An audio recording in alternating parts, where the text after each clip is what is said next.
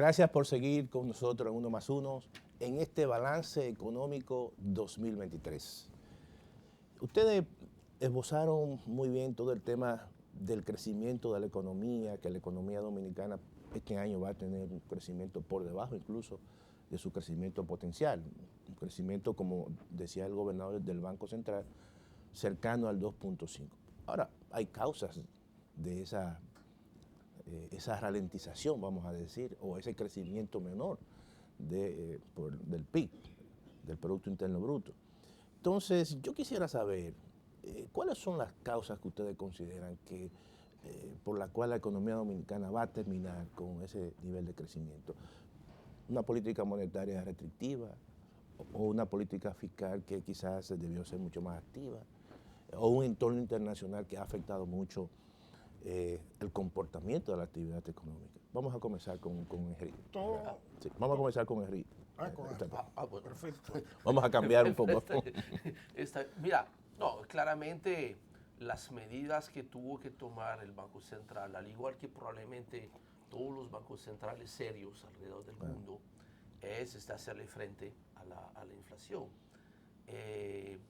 Y realmente, y yo creo que descubrimos, aunque el año pasado, como probablemente todos los bancos centrales serios alrededor del mundo, no querían hablar mucho de que una parte más o menos significativa de esta inflación no se debía solamente al incremento del precio de los commodities por los conflictos internacionales, sino que el gran remedio que le pusimos frente al COVID, que fue de emitir muchísimo dinero en todas partes, en algún momento pudiese estar creando inflación. Y probablemente parte de la inflación que todavía se estaba enfrentando el mundo, Estados Unidos, Europa y hasta, vamos a decir, mitad de este año, la República Dominicana, provenía de eso. Entonces, obviamente, había que tomar ese tipo de medidas, porque fíjate que de los sectores externos, si miramos los sectores generadores de divisa, que pues es un buen indicador de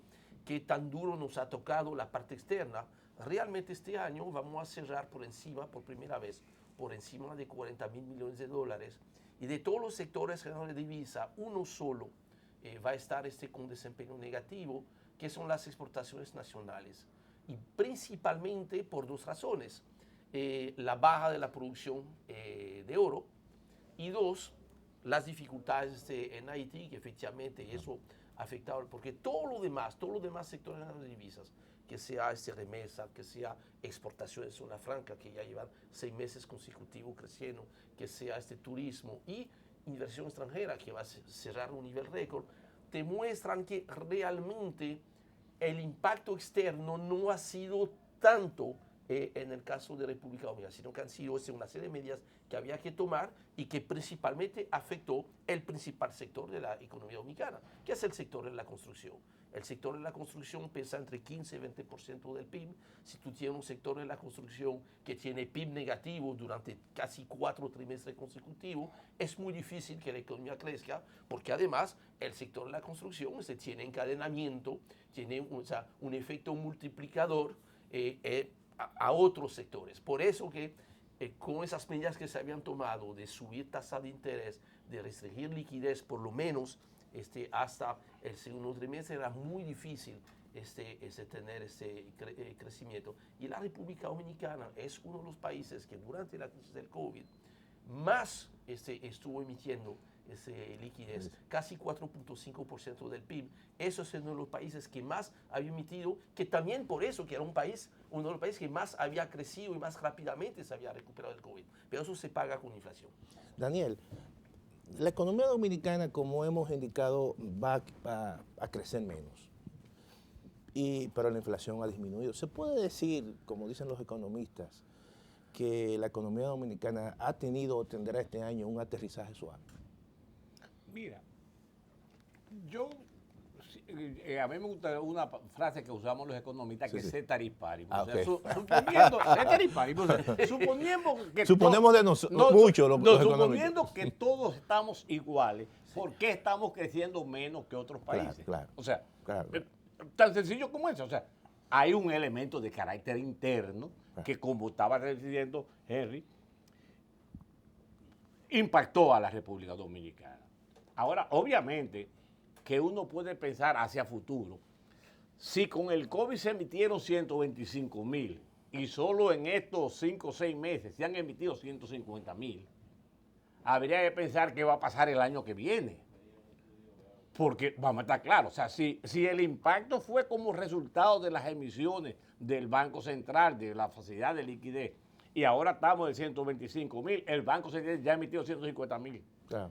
Pero hay un elemento que está funcionando ahí.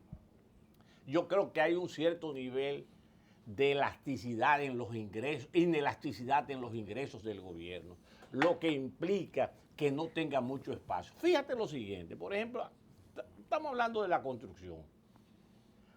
Ahora, al 4, sí, qué sé yo, al 5 de diciembre,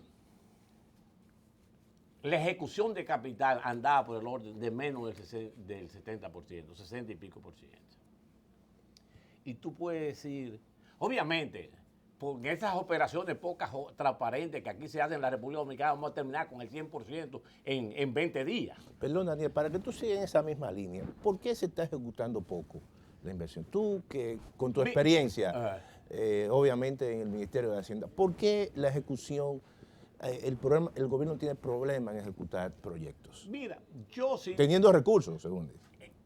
Ahí es que está el tema, o sea, porque yo no lo entiendo. Si tú me puedes a mí preguntar, yo no entiendo. Pero yo no entiendo cómo el gobierno tenga depósitos en la banca comercial del orden de los 287.300 millones de pesos y no esté ejecutando. De los cuales 999.4, o sea, casi 1.000 millones de dólares, 1.000 millones están en dólares. O sea, eso yo no lo entiendo. Pero hay un tema ahí con la contratación de compras públicas, un no, temor de funcionarios que no quieren que lo acusen. No sé. Si te soy sincero, no lo sé. Por una razón sencilla. Porque, o sea, ¿cómo es posible que tú tengas todo este dinero en depósito y no lo uses? Yeah. A menos que mucho de ese dinero no esté comprometido con obra a través de mecanismos de fideicomiso y de alianza público-privada que tú no lo puedes. O, por el otro lado, nosotros tenemos un mal de fondo en la economía dominicana, que es que el Banco Central depende de los préstamos del gobierno para mantener sus niveles de reservas. Y entonces el Banco Central, fíjate que nosotros somos una de las economías que más se endeuda en dólares en vez de endeudarse en pesos. Porque cuando tú te ves endeudar en pesos, del Banco Central te llama, ¿y por qué tú no lo coges en dólares? Porque en el fondo el Banco Central está apostando a sus niveles de reserva, aunque los costos para la economía sean mayores. Y ese es uno de los grandes problemas que nos estamos encontrando. Por eso yo digo, como decía antes con los precios, ahora mismo lo digo con el crecimiento. Yo estoy de acuerdo que la guerra de Ucrania, que la nueva guerra, todo eso yo estoy de acuerdo. Y los otros no le impacta igualito. ¿Y por qué el crecimiento de esos países es mayor que el de nosotros cuando antes nosotros competíamos con Panamá en niveles de crecimiento? Hay un tema de políticas internas que hay que resolver. Isidoro, tendremos un aterrizaje suave. Bueno, como de pregunta hecho, inicial. Lo hemos estado teniendo. Bueno. Y el solo hecho de que el ritmo de crecimiento del producto desde mediados del 2023 haya comenzado lentamente a recuperarse, significa que ya el aterrizaje tuvo lugar. Porque fijémonos que a junio, es decir, a mitad de año, el crecimiento de la República Dominicana fue casi cero. Fue 0.1. Claro. Sí. Y a partir de ahí ha ido suavemente subiendo, al igual que suavemente se fue controlando la inflación. Yo creo que todavía esa proyección de 2.5 para final de año es muy optimista. Yo no creo que se alcance, pero va a terminar por encima de 2. No hay dudas sobre eso. Y ciertamente que en el control de la inflación ha jugado un papel muy grande la política de subsidios gubernamentales. Claro. Eso ha tenido un costo fiscal enorme. Ha tenido un costo fiscal enorme porque el presidente cree que todo se resuelve dando un subsidio. Es decir, y digo eso porque cuando uno ve el manejo macroeconómico de la República Dominicana, le da la impresión como si el gobierno tuviera un saco de dinero ahí para hacer todo lo que quiera, todo lo que le dé la gana, sin atender mucho a las consideraciones macroeconómicas. Pero las cosas no son así. Pero Isidoro, el tema de los subsidios está muy vinculado con el tema de la inflación. Eso. Pero claro, ahí está. Daniel lo comentó. Lo mencionó muy Claro. bien ahorita.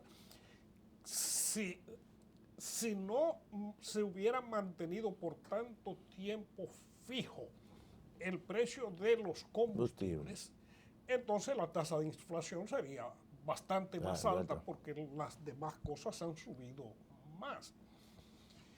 Y eso mismo hace que el gobierno se vea mucho más limitado al momento de utilizar el dinero público para otras cosas que sí se necesitan y que se necesitan mucho para la mejoría de los servicios públicos y de la inversión. Claro. Vamos a ser francos, la política que se aplicó no fue solo una política restrictiva del Banco Central. Hasta principios de este año había una política restrictiva también fiscal. Y después que se dieron cuenta de lo que estaba ocurriendo con el crecimiento del PIB, y sobre todo con el crecimiento del sector construcción, porque el sector construcción es muy sensible a las tasas de interés. Claro. Y además tiene una serie de vínculos con otros sectores, con la industria sobre todo, y con una serie de servicios que arrastran mucho a los demás. Cuando se dieron cuenta de eso, entonces el propio gobierno se trazó una meta de aumentar la inversión pública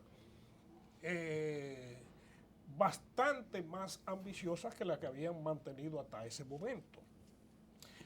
Que no vayan a cumplir su meta, es probable que no la cumplan.